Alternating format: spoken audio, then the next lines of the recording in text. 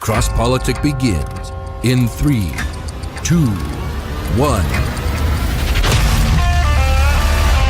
have a heart that breaks for a dying city. Stop cursing your future. Is not true. For all intents and purposes, I am a woman. No government, no political system has ultimate supremacy. Jesus is King of Kings, and it's about time our nation returned in humble submission to his lordship. You are not protecting women. You are authorizing the destruction of 500,000 little women every year. But I didn't start it. But sir, with all due respect, that's the argument of a 5-year-old. I didn't start it. Right, when the Spirit comes upon people, they go to war, they go to battle, and the enemies of God are driven back and they're slaughtered. You are listening to Cross Politic with Gabe Wrench, the Water Boy, Pastor Toby Sumter, and the Chocolate Knox. All right, hey y'all, welcome to Cross Politic. We're already having a conversation going. This is going to be a great show. We have, of course, as you guys can see, Darren Doane with us, director, movie producer, provocateur. Yeah, Darren Doane, even movie star. Movie star. That's true. Yeah, that's Darren true. Doane. It's kind of like when you throw a party and you invite certain people, but like I'm like the gamble. I might be the drunk guy that shows up. You're just never quite sure what's going to happen. It depends on if everybody else is drunk too. Then you fit right in, right? We just watched. My family actually just watched. Just in the last couple of weeks, we rewatched for the first time in a long time Mercy Rule. Oh wow! Okay. And and you have a cameo. In that I do. That's actually my inner me. I know. I am stopping that character all day long. All day long. Constantly. But Darren is so fun. It's so fun. Thank you. We really we had a great time watching that movie. And did you have anything to do with that? Were you involved with that, David? Towards the end. That was right when I was being brought in. Yeah. Mercy Rule, Kirk Cameron, written by Indy Wilson. Yes. And our friend Darren makes a little cameo with his family in the stands. Yep, that's right. And we'll get into more of the intro, more stuff that you're involved in. Yeah. We're going to be doing a live show here August 25th. I was the subject. At 4 p.m. We'll get back to you.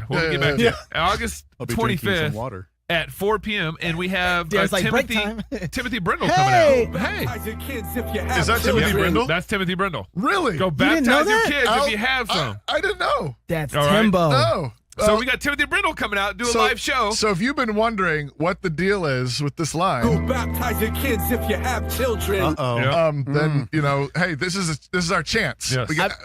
We can talk to the guy who sang that or said that or rapped that. Rapped that. Oh, poor. Wow, how do I say that? Wow. Are you done? Oh man, that's great. So this is at Christ Church's Post College Life Conference. So you can sign up Post College Life. It's $40. I think it's $40 to go to the conference. You can go to our church's website, christkirk.com. Under events, you'll be able to find more information about it. The topic for the conference is Cannonball Christianity. Toby has a talk. I'm going to be giving a talk. Yes. What you talking about? He does. What you talking about, Toby? I should pull it up and see what it says. Why are you looking at Gabe like he was looking for the date? He looking crazy. I thought it said cannibal. When I looked over, I was like, cannibal. Cannibal Christianity. Yeah. Wow. No. It's cannibal. Have you read John 6 recently? It's very first century. Yeah. I'm giving the opening talk. I've got talk number 1, it says. What's really going on out there, how to read the story, and your role in it. What's going on? What's going on? Go. What's going on? So you're going to be doing what's going on? That's my talk. So, hey, what's the question real quick before you go, if you have a second? Yeah. What's going on? Yeah, what is going on? I'm going to be talking about Daniel. So you got a new diet plan. Yeah.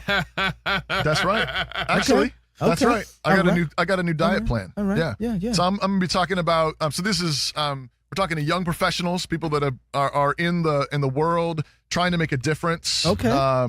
And I want to use the story of Daniel as a type for compromise. How to think about. You get hired on by Babylon University, right? You get Babylon Inc. You get hired on by Persia International. You getting ready for this? No, I'm just because I'm sure you guys know this, but in this position, you're kind of like this. So I'm trying to figure out how to be a part of this, this thing here, and be facing everybody. I'm just gonna let him just do that thing. Just do that thing. Anyways, that's what I'm gonna talk about because I think everybody wants. What's the saying? Everybody wants to be the hero, but everyone wants to save the world, but nobody wants to help mom do the dishes. Yep. Oh. Okay. Everybody says, I'm going to be so brave. I'm going to be so courageous when I get, when the boss calls me in and says, I need you to give the keynote address for defending transgenderism. And you're like, oh no, I'd never do that. Yep. I'm going to stand my ground. I'm brave. I'm going to be brave and courageous. And you say, probably not. Probably when that happens, you're going to cave, unless you've actually been practicing courage and making careful distinctions from the get-go when it comes to things like what you eat. Right. Okay, there you go. There's the Daniel plan. That's worth my $40. That's the I Daniel paid for plan. that. That's good. And then Cross Politic is doing a show. We're doing a live show at the end of that conference on Saturday at 4:00. End of the conference with Timothy Brendel. Baptize your kids if you got some. Yeah, we're gonna be doing that. He should say if you got some. I think he said it right. I mean, he said if you have some, maybe but we he'd be could, like if you got some. When he's here, you can ask him if he thinks that would be an improvement. Please don't do this. This is like being at like a family reunion, but you're the guest that's not related, and you're like, you guys should. I'll just sit right here and drink my coffee. Hey, real quick, we gotta plug our club membership before we move on here. Yeah, let's do some other stuff. Yes, let's go on. I have to move this along. Could have come at 1:45. I have to move this along. And we just want to thank you guys. Our digital content, we're done with our first disc of our Worldview series. So all our club members, you guys, I'll be uploading that on Saturday. What's the name of the Worldview series? Our Shotgun Worldview series. Just making sure you had that. Okay. Our Shotgun Worldview series. And someone, actually, I was working on our website last week and uploading half of the digital Worldview series online, and someone went and bought it. Way to go. Well, it was only halfway uploaded. It was only halfway uploaded, and someone went and bought it, and I was like, no! Why are you crying about that? Thank you. Thank you very much. That's dedication right there. So the poor gentleman had to wait. He's a listener from the UK, had to wait, and I sent him a link today to be able to download the whole series and everything. So the first 10 episodes are now up. The first 10 chapters of Cross Politic Worldview Shotgun series. Yep.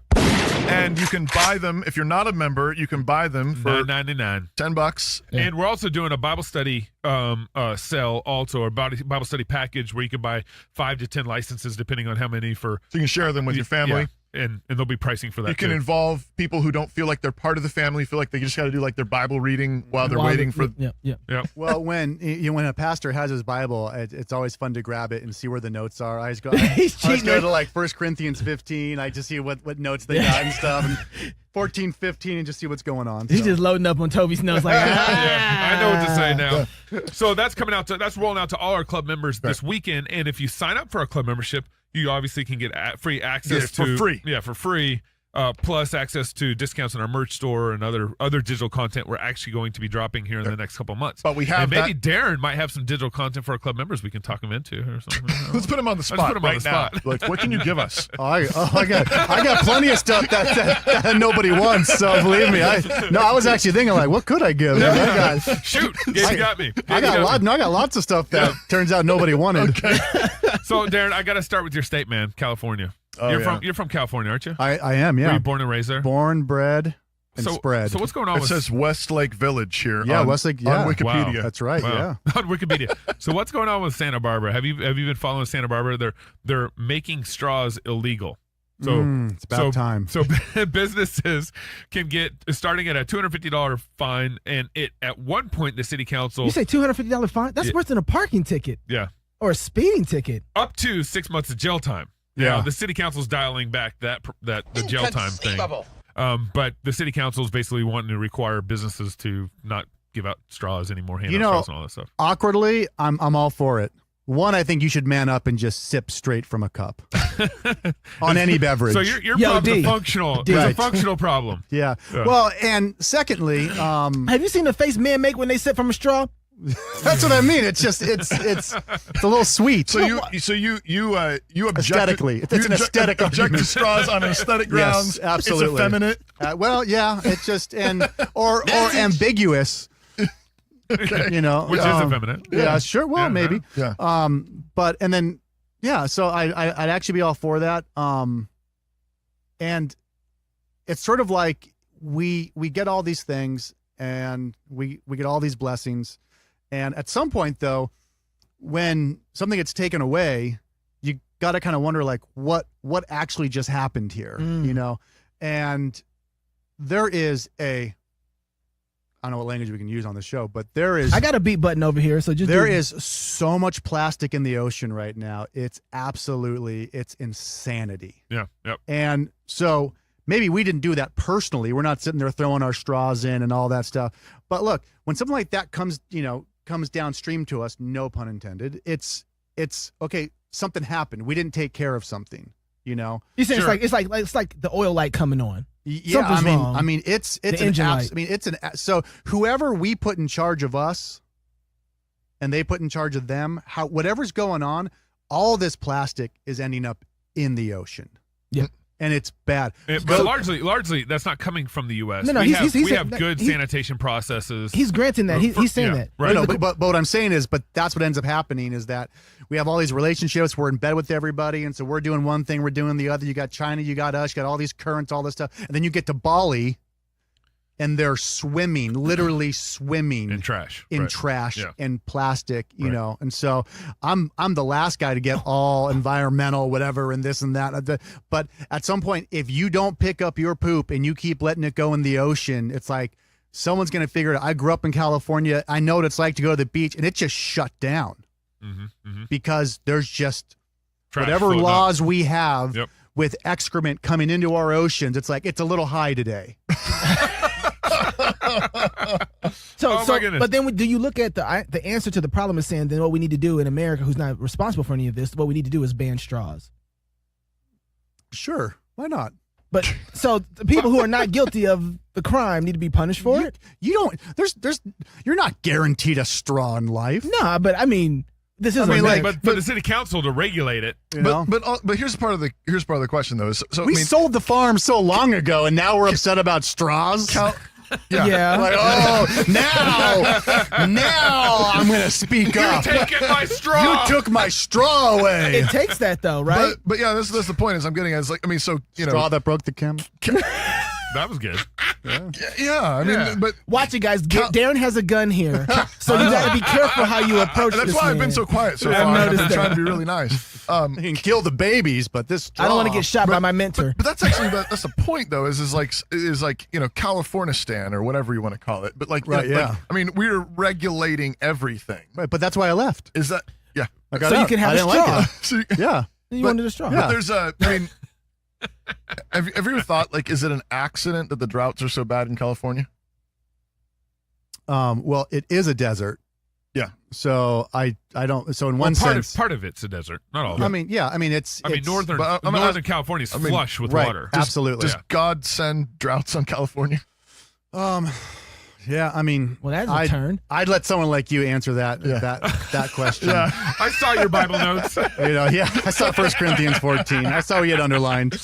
I think part of the issue is like it's virtual signaling. If we're outlawing straws, but then letting abortion on demand in the state, I mean, it just didn't line up. Yeah, it doesn't. Right, yeah. It doesn't seem to me like California really cares about straws. It doesn't seem to me like California really cares about plastic in Bali.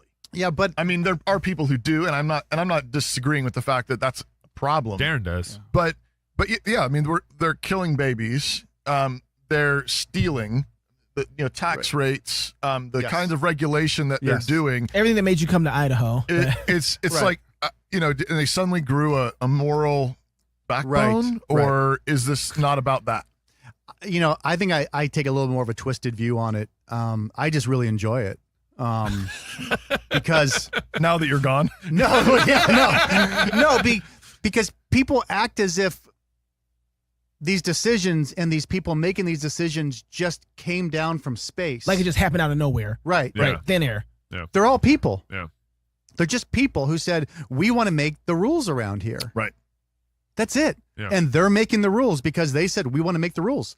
And so I look at that and I go, what more do you need to see to go, if you want to make the rules, just get involved, get elected, get behind. I mean, it's really easy, but nobody wants to get involved. And so if you don't want to get involved, then you wake up one day and someone said, you don't get a straw. So it's kind of something that we've been talking about here for a long time. Yeah, fair enough. What about this question? So we offline earlier before you got into the studio. And by the way, I thought that was the free market.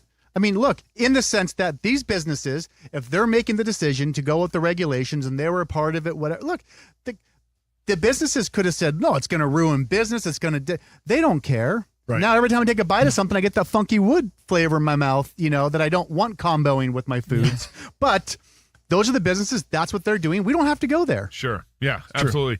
So what about this aspect? Knox brought up when we were talking about this offline before the show got started was why ban straws? Like why the straw? Did he just why take my lead? On the straw? He took my lead. Yeah, it's like didn't he? 0.00 something of the actual plastic. Yeah, like why straws? Right. I mean, is that like? But this is like, He took Doug, my our lead. pastor. I didn't know if you're going to go there or not. Our pastor brought up. Can I finish this? You remember when all the Oh, tell me if you need help, because I remember all the monuments were being taken down. You know, also the Confederate flag, Robert E. Lee, and all that stuff. Yeah. And Pastor Wilson's point was like, hey, there's a bigger play going on here. Right. This isn't about the monument. If they get your straws, they're going to get something else. Right. So in some sense, that's and so we were talking. We're like, so what are they after with the straw? Why the straw? Why not lids? Well, I don't think it's that. Look, the reason why I get kind of giddy about it is because everything that's happening right now seems to only affect people that go to Starbucks. And so there's, and so you're like, maybe this is this is what's like, funny. Judgment! No, I mean, liberals continue to judge themselves. It's kind of like when liberals get upset about smoking cigarettes, and you're like, who smokes cigarettes except all the liberals? Like, That's right. as far as being open about it, right? And now it's weed, so now it's bad. So to me, this is really fun because it's Starbucks who's going through sensitivity training. Oh, hello. Oh, careful. It's Starbucks who's going through sensitivity training. It's Starbucks and all these places that are losing their straw. And I just go, they're just regulating themselves now. This is or who are the ones killing their babies? Or they're the ones. They're the ones being consistent with themselves. So it's no surprise when liberals start dying off because they're killing their own children. Who's ending up old age without any children to take care of them in the nursing home? Remember last week we were talking about this? And no straw to eat their food through. Right. Exactly. See, it's all going to cash out, they're going to. Wow. The Proverbs actually say something about digging a hole and falling into it. Absolutely. So then you have no problem letting them like completely swallow this reductio. You're like, guys, eat it all the way. Go all the way. Absolutely. And you're like, Christians, don't help. Don't stop it. No. Stop it. Don't help them. No, let them do this. You're like, if you want to get out of there, move to Idaho. Yeah, I mean, that's what Dee did. But just don't vote like you're in California, right? But that's part of the problem. Is they are part of the problem. Seriously, right? And frequently that's what happens. Those people move away, and then they were like, oh, no. Right. But it's funny. When I left California, I didn't leave because I wanted to get rid of California. I mean, I came to Idaho because of the people that were here. You believe in the real California? I don't know what that means. I don't either. That's a little skip. Kind of heavy, but no, like Narnia, like the real Narnia. Oh, okay. Like I haven't read the book. On that note, Darren. But I did just get through. For the first time. I read Magician's Nephew. Okay. Last Battle is the last one, and then you'll know about Don't ruin it for me. The true Narnia, the real Narnia, for real, true California. Whoa. True America. When we come back on Cross Politics, we're going to talk more with my mentor, Darren Doane. I'm a little nervous. I'll tell you a story, but Darren. Next on Cross Politics. Try not to get shot.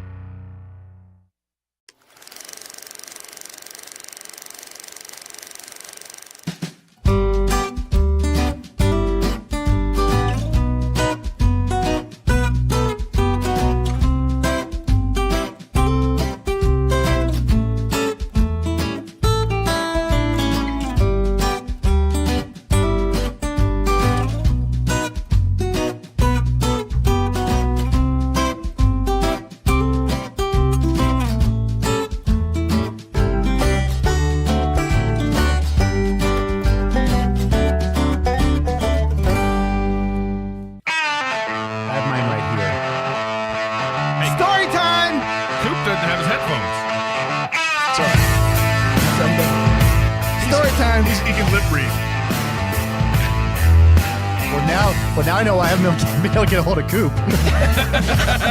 You guys got him. Welcome back to Cross Politic. The filmmaker, business mogul, the legend, Darren Doane, man, my mentor. Okay, I got to tell a quick story.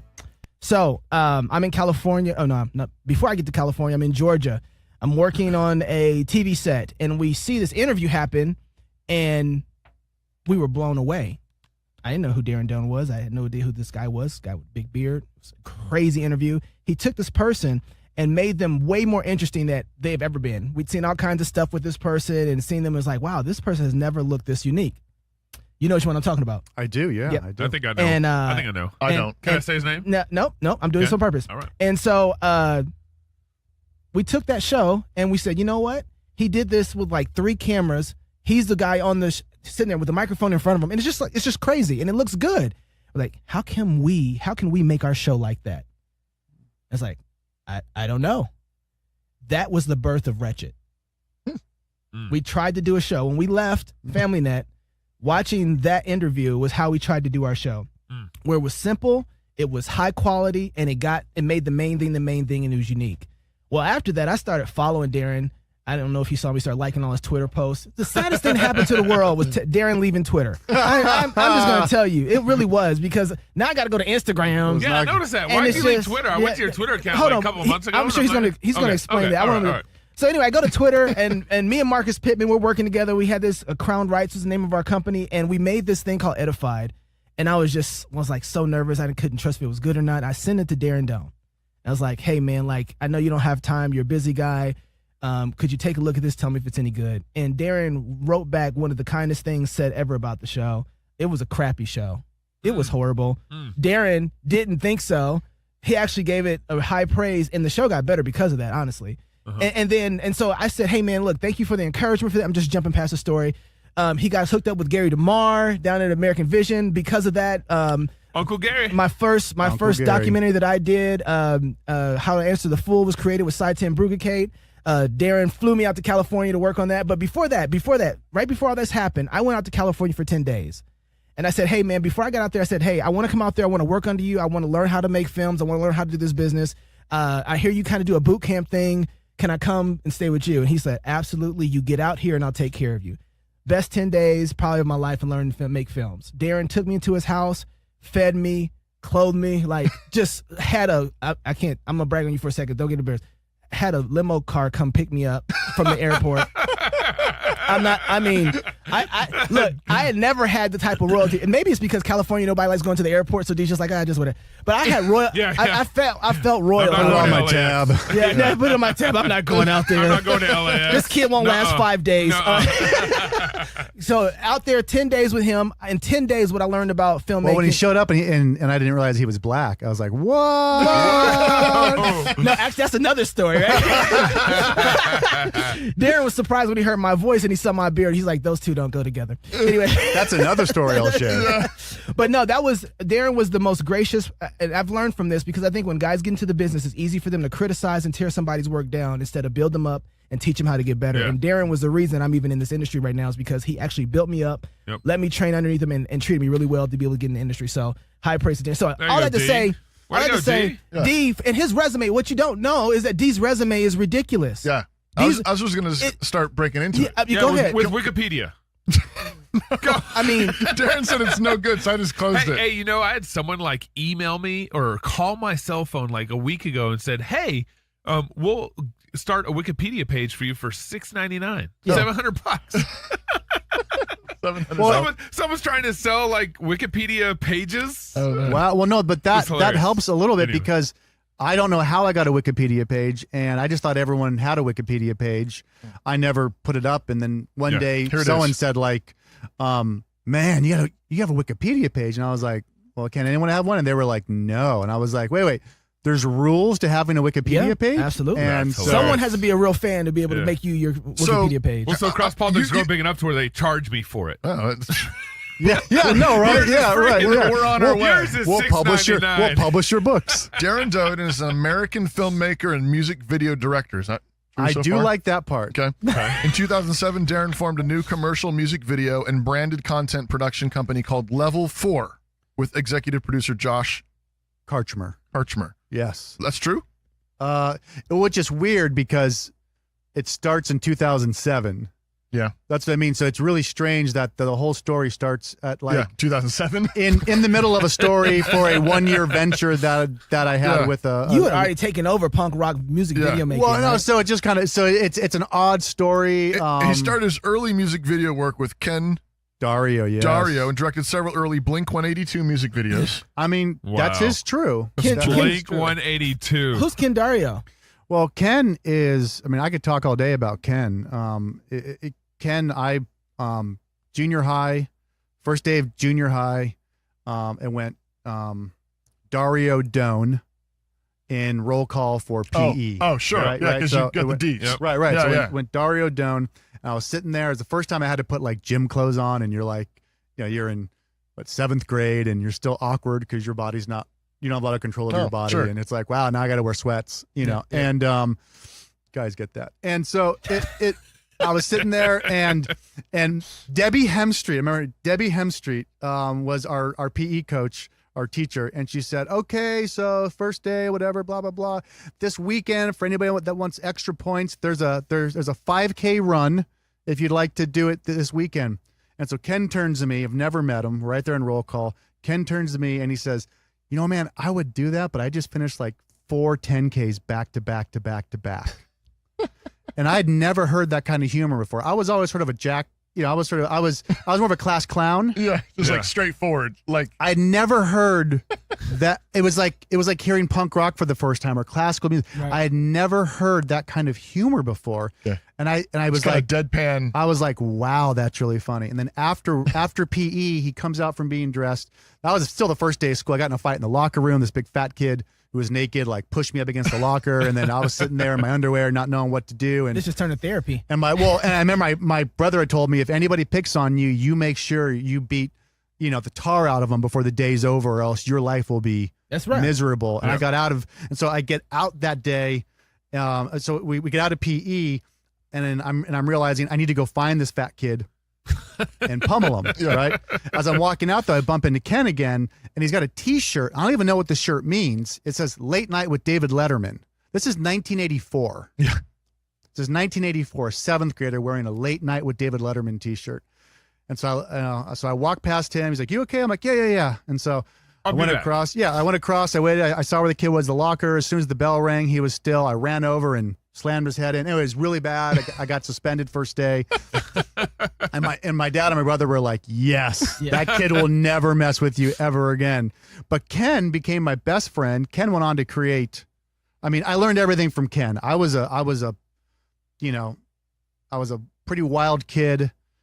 Ken, I went over to his house one day. He had Super 8 cameras. He started showing me how to film, how to cut film, how to draw one frame at a time to make UFOs in the sky, move one frame at a time. And we were cutting, we were filming. I was like, this is awesome. We should make more stuff. And then, but he was actually really, I mean, if Ken ever hears this, he probably won't. He was actually really kind of lazy.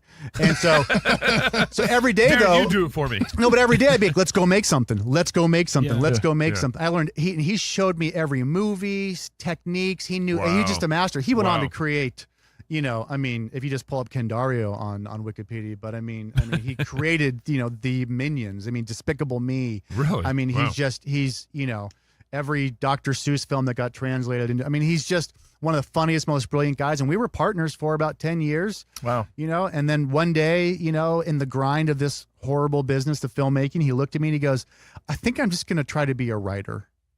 He goes, because this is just insane. Investment, money, trying to make movies, just the brutality of everything, of just, and we all knew Ken was the smartest, funniest guy we'd ever met. And it was like, I mean, you should do that, Ken. And now he's probably one of the greats, and he's had more cultural, more of a cultural impact than most people ever will. Right. Yeah. I'm just looking at your list of music videos. I'm just going to read off a bunch of them because we don't have time to finish all I don't even know all of these people. I'm Audio Adrenaline, Blink-182. Audio Adrenaline? I remember that name. That's hilarious. Colby Calais? Colby Calais, yep. I know that name. I'm sure I've heard some of she's fantastic. her music. Yeah. Zach Brown Band. Yeah, hold on, I'm not there yet. Deftones. Okay. I've heard of them before. That was let's see here. One of my favorites. Jason Mraz. Mraz. Is Mraz. That's but you can tell he a Christian. Can't you? Can't say none of their names. Mraz. Jimmy Eat World. Yes. Really? That's I remember that guy. MXPX. Yeah. Well, that's how I became a Christian. Was I was doing all these music videos. Supertones. Met the Christians. Yeah, Kid Rock. Christians. Wow. Kid Rock. Yes. Oh wow. And Supertones. Are you helping him with his campaign? Yeah, I did 9. Right I can't talk about that, but yeah. He almost got me there, but a little slip up there. Yeah, I did like 12 Supertone. Wow. Tones. Only 3 video, listed here. You know. I mean, think about it. And this guy, you were doing. I'm sorry. I stopped counting at 400. Yeah, I remember you said Really? that. Yeah. Okay. And this is the guy who's answering a Twitter message from me. Yeah.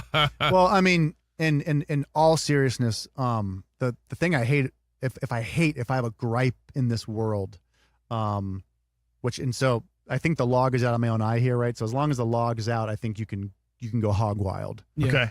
Okay. This is a world that nobody gives credit to anybody for anything. Everyone is so gosh darn cool, and everything I have, everybody's grabbing for their piece. And well, it's not.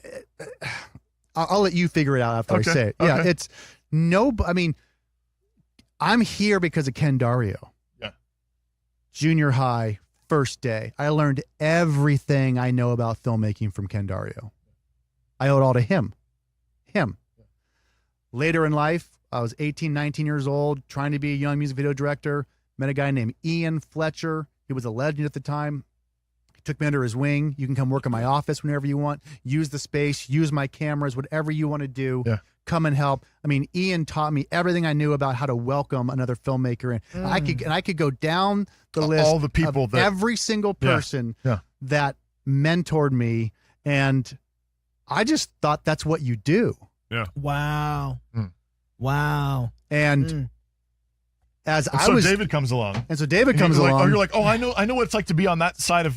Oh, absolutely. On the other side of Twitter, on the other side of the. and there was 30 before him. Yeah, absolutely. 25 all became douchebags. Yeah. I mean, just complete. You can't believe. Yeah. The horrible people. Yeah. That have come under me, and then gone on to just leave their wives, become drug addicts. I mean, it blows my mind. You know, I could pull up their Wikipedia pages, right. You know, and so it's always just been like, wow, I cannot believe. And so I just give it away. David knows. You want to know how I do something? Here. You want to know how I edit? Here. Right. You want to know my magic formula? Here. You want it? Take it.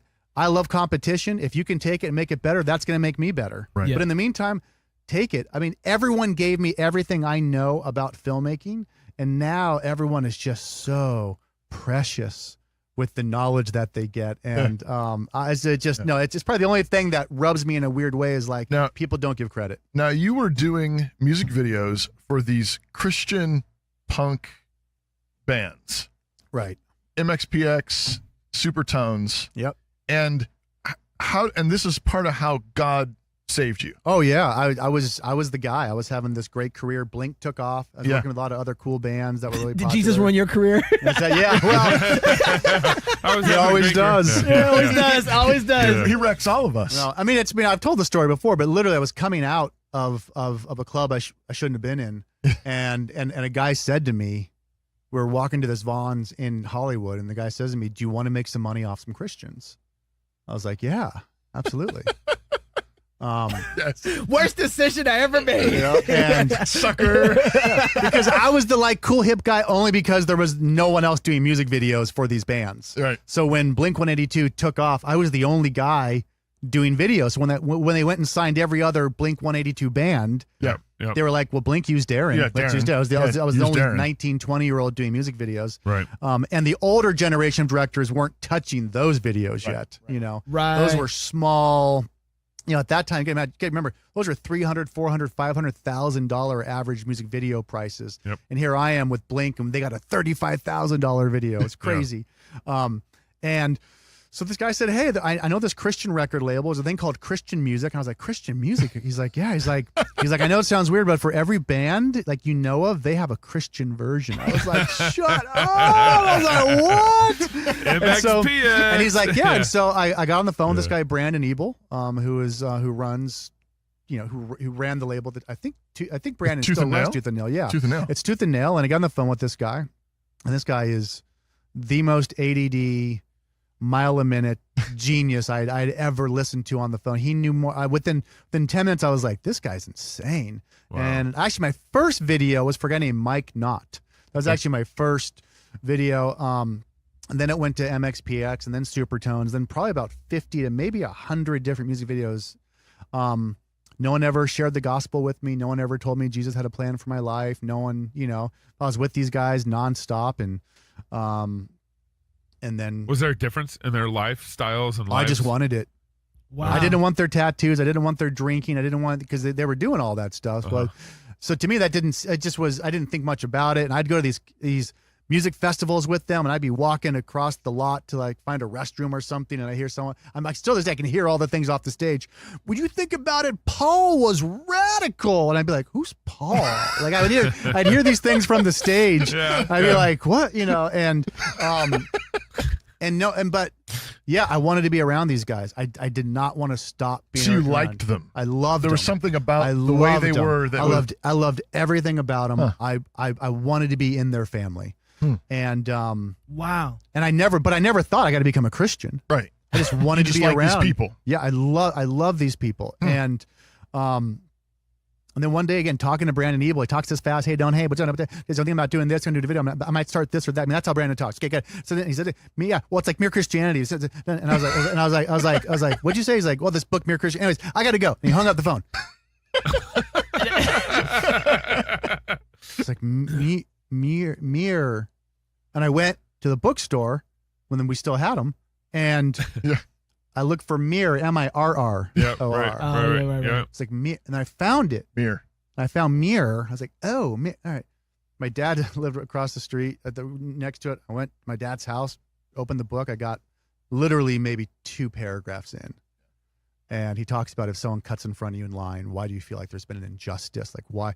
What? And I closed it. Yeah. This is going to get dangerous quick. You're like, uh-oh. I mean, this is literally, I haven't gone back to it, but this is literally like a paragraph, 2 paragraphs in. Right. And I put the book down and I was like, I'm a line cutter. I said, I'm not reading this book. I left it at my dad's house. I came back like 6 months later, whole other story there. We don't got time. Yeah. I came back 6 months later, got maybe through a chapter. Okay. And I finished the chapter and a half or something. And I put it down. And I was like, I'm going to hell. Yeah. And I'm pretty sure Lewis doesn't even talk about hell in the book. Right. I'm pretty sure. Yeah. Because I've not picked it up to this day. Okay. It still scares you. You read Magician's Nephew. I read enough. Right. Well, if I finish reading, I might become a Mormon, but I don't even know what happens if you go through more than one chapter. What are the 12 steps? Yeah, I don't know. Like one felt good. Well, but it's funny. I was like, wow, and no one ever told me I was going to hell or I deserve. I became a Southern Baptist on my own. Like I deserve hell in Hollywood. Well, I'm not really in Hollywood. I mean, yeah, that's where it started. That was the conversation. I was still 30 miles north in suburbia. Yeah. But everybody else is still Hollywood. But it's Hollywood. Yeah, sure.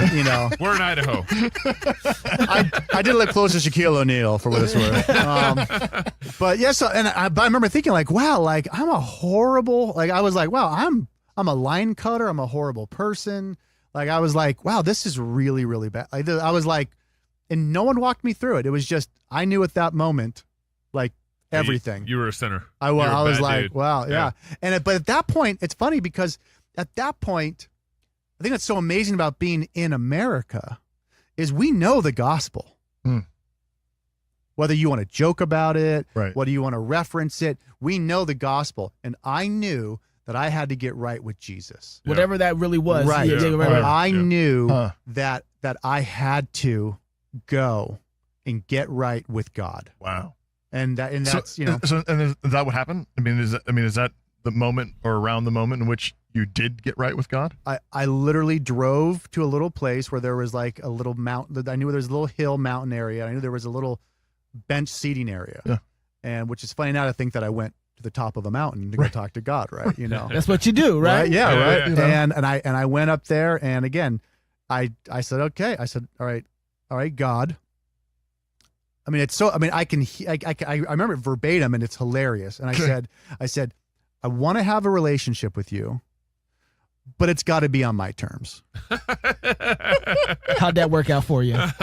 I said, and I want to know you, but I'm not going to become a Christian, because they're, you know, I think I know the group I know, but I also know like TBN. Yeah, right. But here's the thing. I always watched it. Really? I knew it was my family. Yeah. Uh-huh. It was like, those were the weird uncles I didn't know yet. I wasn't going to go move in with them, but I knew they were my family. I remember watching Jesse Duplantis. I almost called Jesse Duplantis 5 different times. Like, I was like, I knew it was there. Wow. And I was like, and I'm not going to say Jesus Christ is my Lord and Savior and forgive me, and I want to be forgiven my sins and all that stuff. Yeah, but that was the beginning. And he grabbed me, he threw me on the ground. I put my arms up. I said, I accept Jesus Christ as my Lord and Savior.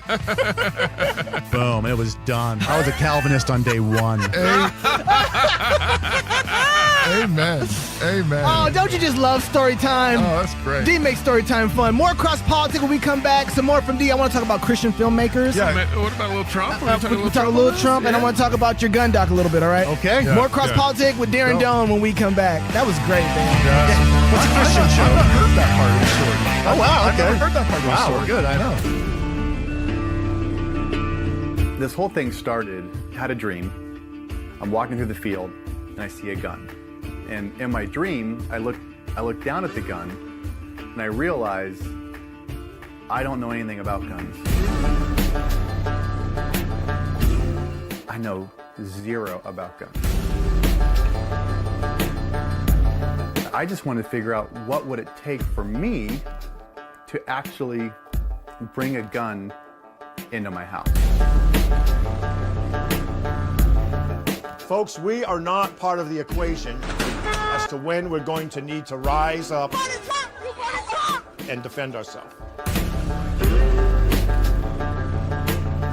I want to be the kind of person that can defend others, myself, my family, my neighbors. I grabbed my wife and I was like, we're gonna go try a bunch of different guns. And I don't want the police responding to something that has already happened to my family.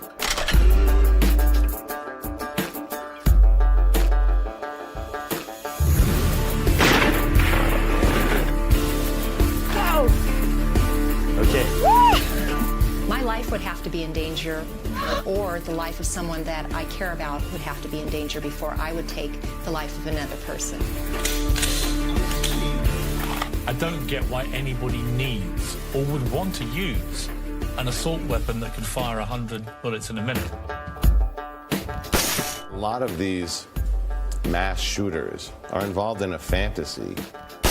It's a weapon that's been used in some of the worst mass shootings in recent history.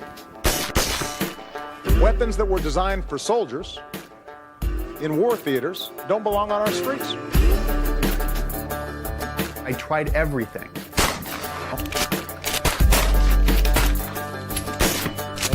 Hello. Our government doesn't want us to have guns. I tried pretty much everything you can get.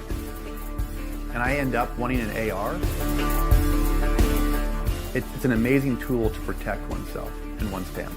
And the Second Amendment in the Bill of Rights provides that the right of the people to keep and bear arms shall not be infringed.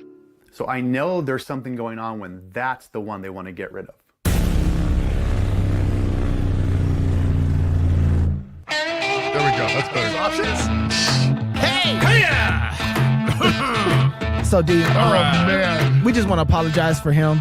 We're sorry about that. We try and tell him not to do that when we have guests. I used to meet up with Gabe when he'd come down to California when I still lived there. Yeah, man. Yes. Welcome back D, I got some to stories about D. Cross Politic on Faith Wire. We are with a special guest tonight, today, this morning, whatever time of day it is for you.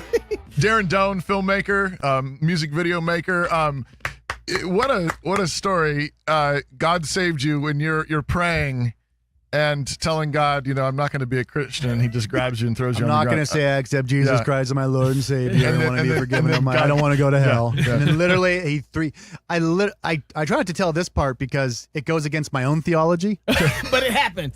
He literally, I was sitting like in prayer position, and he literally, I can feel the shirt around my neck. He picked me up, and he just slammed me, he slammed me to my knees. Wow. Yeah. And I don't believe that even happened. Right. But I was there on my knees. I do remember getting up. Right, no. And I remember at that moment, because for those 6 months in between, I'd been sick. And I knew it was God. Sin. Well, I knew sin was bubbling. I couldn't swallow any more of my own sin. Wow. And at that moment, it was gone. And with no one giving me a Bible study, I knew that I wasn't sick anymore, and yet it was all there. Amen. Wow. I knew all my sin was there, but I knew it wasn't going to take me to hell. But you knew that God had taken it away. Yeah, I was like, oh my God! I was like, this is crazy. Right. And then, and here's the capper, the story. Sorry, this is the best part, actually. Right. Yes. I got up. I said, okay, Lord, it's me and you. I'm going to go home. I got a Bible. I'm going to start reading it. And I'm not going to tell anybody. I'm not going to be turned into one of those televangelists. Again, I don't believe this happened, but I can tell you what happened. Yeah. It's the only time I've heard God's voice. And he said, no, you're not cool anymore. Hold on. And I can still hear the cadence. And he said, and you're going to tell everybody about me. And it haunts me. Wow. It haunts me the way I heard him say, and you're going to tell everybody about me. Yeah. Yeah. And it was like, all right. Yeah. So I was a jerk from day one. And here you are. Right. You've made a number of movies. I didn't even know you'd made a movie called God Money. Yeah, my first movie. Ides of March, 42K, Black Friday, The Battle for LA. Now, I've heard of Collision. Yeah. Collision, that's the debate with Christopher Hitchens. Yes. Was that when you first met Douglas Wilson? Yes, it was. Oh, that's why I'm here. Yeah, and because you worked with him on that film. And then of course I know Unstoppable. That's with Kirk Cameron, right? Yes. Yep. And Saving Christmas. Yes. It also says you starred in that. Oh, you did star in that. I did. It's you star. and Kirk. You're just not figuring it out. You're the guy. I knew that. David, you're in that one. Yeah, I am. In that too. Without a beard. Against my will, Darren put me in. He's like, you're going to do this. Without a beard, right? Yeah, without a beard. Without a beard. If you want to see Chocolate Knox without with a no beard. beard. That's it. Saving Christmas. Yeah. Right. That's right. And then Free Speech Apocalypse. Yes. Which is about Pastor Doug Wilson's Indiana visit. excitement at Indiana University at the Kinsey Institute. Sort of my follow-up to Collision was Where's Doug today? Yes. Very good. Yeah. Right. Now, and then you've just recently done a documentary on the Second Amendment and firearms. Yes. Which it's called Keep and Bear. Keep and Bear. It's the movie. The movie. Yeah, I just thought, it's on why Amazon. Not? Why not own it, right? And it's on Amazon Prime? Amazon Prime. Okay. And how's it doing? It's one of their best. I mean, they have different metrics on how they do all that, but it's one of their best documentaries on Amazon Prime. No, you did this. You walked into our studio and you took his gun out. That was the first thing. But all right. So you obviously you keep in. I do carry. Yeah, you carry. I do carry. So I mean, it was I was scared to death of guns. I got here to Idaho and everyone had one. Yeah, I don't have one. And, I have one, but I don't carry it. Right. You go to our church and like all the deacons are packed. Oh, there's open carry. I mean, you live in a town where there's open carry. There's discounts for open carry. At restaurants. Right. And so I had a dream one night and that I was sort of walking behind my house, and in my dream I saw a gun. Okay. Not a revolver, but an actual, whatever we call these. Like a rifle or like a handgun. Yeah. And in my dream, I remember thinking, I don't know what to do. I don't know what to do. And I woke up and I remember thinking, I wouldn't know what to do if I found a firearm on the ground. Like I wouldn't even know how to pick it up. Is it going to explode? Right. If I kick it, or the whatever, I wouldn't know how to do it. And all my friends, even Dave, everything, people grab guns, they clear it, clear it, and they do this stuff and they pop the bullet and all. And I was like, I didn't have any. I was like, wow, I should probably learn about firearms. And so I think the film was originally going to be more about gun owners and the Second Amendment, but as I was going through the process, I kind of realized maybe I should just make the film about me. I didn't want it to be about me, but I was like, but this would be it was a risk. You're kind of the ideal guy. Representative. Like, I don't know anything about guns. Yeah. And what's it like to learn about guns? Right. And then I thought, okay, I should do that. I made that commitment to do that. And then I got really insecure because I was like, oh, the whole gun community is going to be like, what is this noob doing making a movie? Because everything I saw on guns was like bitching and cool and slow motion of bullets flying everywhere. And I wasn't making that. And honestly, by the time I was done with it, I was like, oh, I did it again. Another stinker. Like this is really, really bad. And yet it's actually keeping Bear and probably saving Christmas, despite kind of the controversy that came with that film. I get the most. I've never had a response like this. Really? I mean, both those films, I get emails all the time, and people find me and have just the nicest things to say. And the entire firearms community has embraced this film. The top people in this industry have embraced the film. That's so funny, And it's and they were so NRA. Have you heard anybody from anybody there? I actually have, and they actually asked if I would want an endorsement. And I was getting so many reviews of people, you know, when a bad review did show up on Amazon, it was always clearly an NRA sponsored project. And so I had said NRA, you know what? Hey, you know what? I don't need the endorsement. I think we're going to get more traction, and you don't need me. But I think we'll get more traction without an NRA endorsement. Because the answer is actually no, it's not. Right. Right. I'm just a guy. Right, exactly. I'm just a dude. I think what was amazing about the doc too, it was the fact that everybody who's into guns talks past people who are not. Okay. Everybody who's into guns have this conversation with each other, and they just assume the other person who's not and is with them, who has never handled a gun. Because everybody's embarrassed and ashamed. Like, I don't know what you're talking exactly. about. Well, and you don't want to be the guy that raises the hand and say, I did. I said, I'm going to raise my hand and ask every single question and be super annoying. And by the end of that process, I knew, and I took my wife along with me, and she's in the film, and we wanted to learn together. And that was kind of the twist in the film. I mean, it's not a spoiler alert because it's in the trailer, but I was more concerned for her too. And by the time we went through every single gun we could try, or 15 or 20 different ones, she hated all of them. She did not like any of them. She's like, I can't imagine me ever picking any of these up. Okay. And the last gun we tried was the AR-15, and it was like, this isn't going to work. This is the devil of firearms, right? And she fired that first shot of an AR-15, and she turned to me and said, "Oh, honey, you can go on a business trip whenever you want." I like this gun. I mean, really, no kick, no nothing. And she was like, "I could hold off an army coming up our driveway, pack of wolves, or wolves in our backyard, or literally like."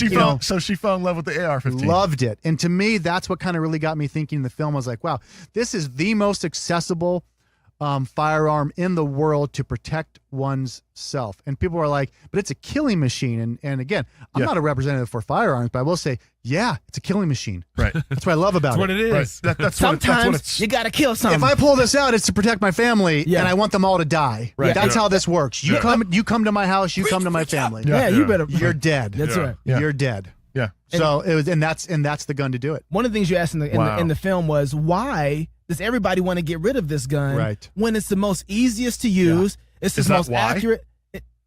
I mean, not to be like go conspiracy theorists, but like, I mean, is that why? Because it really is the best gun for self-defense. So why did they take those straws away? Yeah, right. I think there's a combination of, and it goes away. No one's talking about guns anymore. Not until the next big shooting. Right. But then it goes away, and it goes, I mean, we've seen this. We've seen this so many times. Right. I think people have a natural fear when they see something is really effective at taking human life. Right. Yeah. You know, look, liberals are really good at that. Liberals are really good at reading the Bible and seeing what's actually there, and liberals are also really, really good at understanding what's really, really good at taking lives. Yeah. Abortion doctors. Absolutely. Yeah. Right. Yeah. They know what it is. They know how to do it. They can look at the Bible and go, hey, there's a dragon in the first part of the Bible and a dragon at the end. Right. And evangelicals are like, you're reaching. That's so real. Because the liberals, they don't believe it. Right. So they can there's say nothing to lose for their denomination. What's exactly there. Right. And then be like, and then laugh it off. And right. be like, isn't that hilarious? Right. But the conservatives actually claim to believe it. So that's what's amazing about Jordan Peterson, though, because he doesn't come to it in the same way that conservative Christians do, as far as the Bible, talking about the Bible. Yeah. And so he sees all these archetypes, and he sees he's like, oh, here's a tree, there's a tree, there's a dragon, there's a dragon. Right. Well, and the reason why everyone loves Jordan Peterson is because no one thinks he really believes the Bible. Right.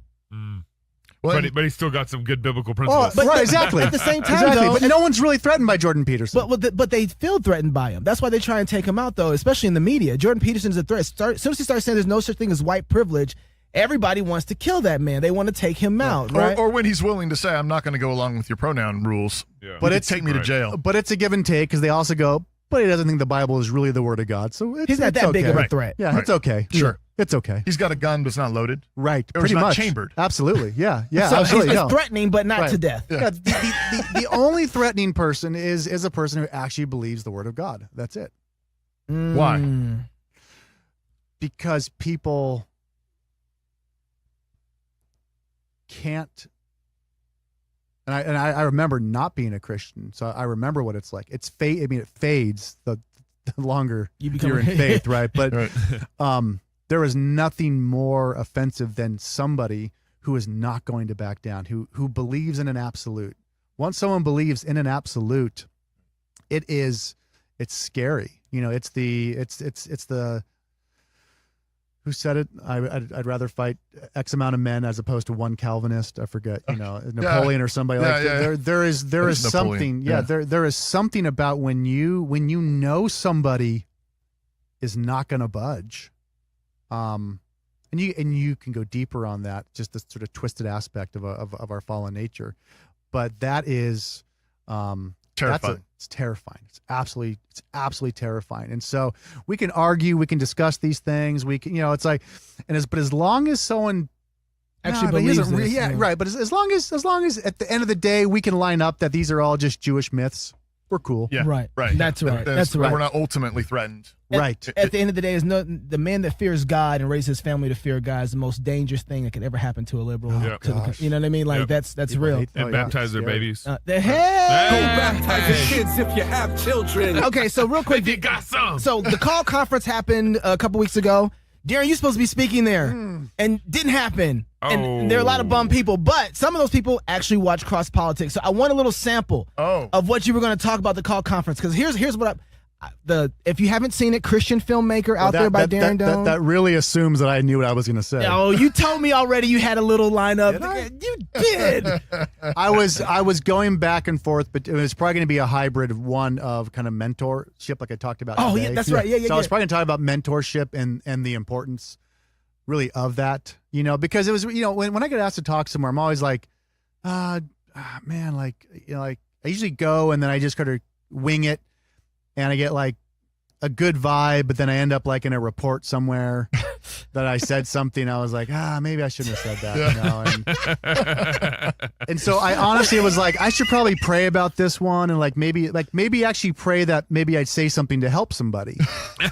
No, really, I was like, I'm gonna end up on the front page. Right. Gabe seemed really sincere that he was charging people to come here and all that stuff. I better be ready. I was like, I should. No, I was like, I'm gonna start praying. I was like, who prays? And so, I mean, you're a pastor, so yeah, I'm your pastor. Yeah, I know. Well, it's good to be here. Good to open up. So I was like, I really want to bring some, and then I started thinking about like all the things I could maybe bring to a discussion or a conversation, and then I go like, well, that sounds so boring.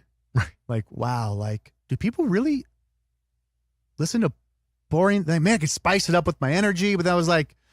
And then I get really, and then I start to, and I get real confused on like what do I actually want to bring to somebody, and the only real talk I've given was the one you just mentioned, Filmmaker. Christian oh filmmaking. My goodness, go watch that. And I didn't know what I was going to say, and it was right around the time of knowing Doug Wilson, and I said, I don't really know how to talk. I don't know if I want to go talk. I don't know what to say about filmmaking and engage the culture. No offense, I'm just saying, but everyone just says the same thing, And I was like, I don't know, I don't even know what that means. Like it's like when people say, "Do it all the glory of God." I'm like, I don't know what you mean. Right.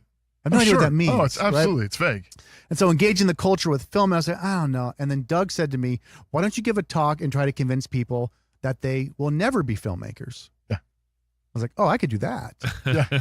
And that's kind of, and then so as I was thought about the called conference, I thought, well, that's what I'll do at at Called is I was preparing something, which was going to be was going to go a little bit like, I left my phone over there. I actually wrote notes down, but just the last segment.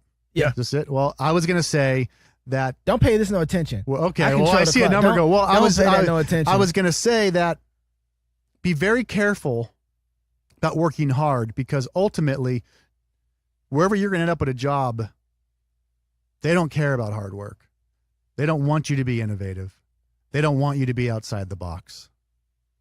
There's nowhere you're going to go where that's going to be accepted. And thank you for listening to Cross Politic. Hey, it is really. Absolutely. Okay. You go to a company, you get somewhere, and you're like, I'm going to change things. I think we can step things up. You will be hated so quickly. You will be despised so quickly. Yep. I mean, nobody wants innovation. They'll bring in personality tests for you. They'll do weekend camps for you to be able to get outside your comfort zone, and we're going to climb a mountain together, and we're going to learn to tackle goals and increase our sales because we've all done a team trust fall.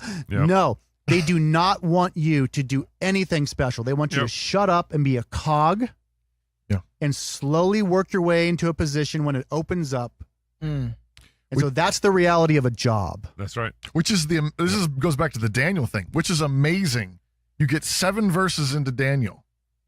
These teenagers hauled away from home to a foreign land, and Daniel says, "Excuse me, I'm not going to eat this food from the king." Grabbing those notes. You know? Yeah. I mean, that's 7 verses in. That's the same deal though. Is that's exactly what the world wants. Yeah. They fly the flag of be different, fly the flag of be unique, be creative, all this stuff. Yeah. And you get in, and that's exactly what they want. They want you to eat the king's food. And what happens when we get into those situations is you would think that boldness that we have to want to change things up and get excited and change the world. What we do is we settle in and say, "Oh, okay, if that's what you want." Which means though that you I do need a job. But which means though is that you actually have to be willing to be hated. Right. Like Darren said, you actually have to be willing to stand out, stick out, and it's going to be over something probably initially fairly insignificant. Yeah, and I was gonna, I mean, and that's where I was gonna try to explore it and think about it. I mean, and I was still staying on a very base level of that, in my opinion. And again, I don't go soliciting for people to say, "Hey, I'm Darren Doane, I want to tell you what I think." Right? I mean, Cross Politic invited me, Called Conference invited me. I'm not going around going, "Hey, I got some thoughts, Gabe. Right? Give me a platform."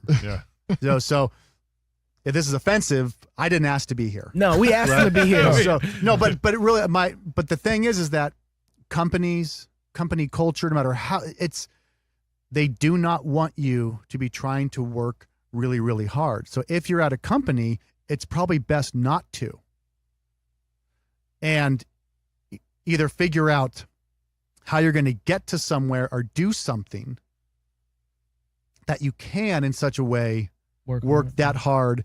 But the last 10 years or so, I've just seen this trend of the culture acting like they want the best out of you, acting like, I mean, and Christians are the worst at this. Christians talk, especially Reformed, like we're going to somehow change the world and we're going to do all these different things and all that. And then I look down and you got a timer going, right? Like, well, this is how all the other shows do it.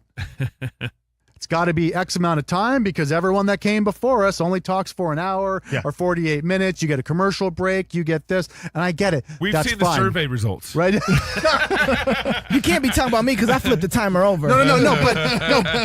But I say this because this is what I wrestle with. Every time I find myself going down this road, I go, why am I on this road? Yeah. Because the sign said, go here. Right. And you're like, oh, okay, I'm going to go here. You should start your 401k now. Right. You should, we assume the standard. You should make a particular kind of film, and then you should do this in your career, and then you should do that, and then you should make an edgy film or try to be.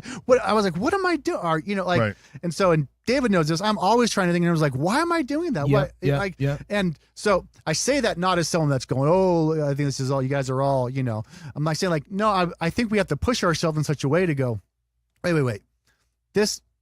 Have we really thought about this? Why are we doing it this way? And again, none of us in a unique way work for a particular person as far as we're all kind of doing our own thing. I work for Jesus. You do, and we're I do thankful too, for actually. that. I know. In a lot of ways, I pay your salary. And you kind of work for me. But and this is why I would have figured and thought about it more once I got to actually talk about it. But I'm trying to develop this idea that I don't know. There's. You're right. You're right. I don't know. There's something really big there because I think you're absolutely right. Christians go into the business world. They go into post college life, and they go into it with all kinds of naivete. They go into it with all kinds of high hopes and big dreams and all to the glory of God. And I'm going to work hard and all this kind of stuff. And I don't think we really know the first thing about what's it really like to be there. What's it going to be like boots on the ground when you got to pay the bills, when you have a wife and kids, when that's on the line? Like if you go deviate a little, you really might get fired. You might get past, you might not get the promotion. But what's the flip? I wish we could walk into, I would challenge people to walk into a place and say, listen, I want to know how you're going to gauge me in my job performance here. And I want to know what the goals are going to be that I can achieve, if not crush. And if I crush those goals, I want to know then what's my next paycheck? Yeah, exactly. And if they say, well, it's not the way things work, you just stepped into a rigged game. Let me tell you something. That's right. You got me fired from a job for thinking like that. Yes. This is. I'm gonna tell you something. Now look, this is. No, absolutely. Yeah, and it was. Ain't that truth? And if it wasn't for that, I wouldn't be here right now. Right. Yeah. And so, I mean, honestly, that kind of thinking is what messed up my world. Because when you pick up a camera, so you want to be a filmmaker, all you're thinking about is how good does my image look. But you're not thinking about the game. You're not thinking about. And so when I came under you, you were like, throw that out there, man. You'll figure out how to work with a camera. Let me put you on the game. And that was the most rewarding thing for me learning filmmaking. Was like I learned how to play the game a little bit. You know what I mean? And so, and it's still to this day, like we still talk about that. This keeps me sharp. Well, to that point a little bit too is like what's the predominating culture right now? It's like you go to college, you get this degree, and you go to get this job at this company. Right. Get your cubicle. Get your cubicle. Sit in your cubicle. Don't mess with anybody's hair. And eat the king's meat. But this is what it means to be a Calvinist. Is we want you to go out and take dominion over the whole world. We want you to start businesses. We don't want you to just start be a cog in the wheel. families. Start families, start businesses. Be innovative. Push. Keep going. But don't get me wrong. If I got to end on something, I love the guy working in the cubicle. Yeah. But if you're in the cubicle and one day you say to yourself, I don't want to be in the cubicle, okay, then all this applies. Yep. If you're going to that cubicle job and you're like, praise God, I got a job. I am so thankful to be here. And you don't have that burn but if you're looking around going like, I can't look at the way they do stuff here. Man, if I was running this place, I'd be doing this or that. So if you have that burn, then you got to get out. Right. If you don't have that burn, that's great. We love you. We need those boots on the ground. There's nothing wrong with that. Until next week, love God with all your heart, soul, mind, and strength. Love your neighbor as yourself. Go fight, laugh, and feast. Darren, thanks again for coming. Thanks for having me. Appreciate you having me. Thank you. Go check it out. What is it? Keeping Bear? Keeping Bear, like the movie. Yeah. Just Google Darren Doane. What's wrong with you people? What's wrong with you? Find my old tweets. Man, you should have never left Twitter.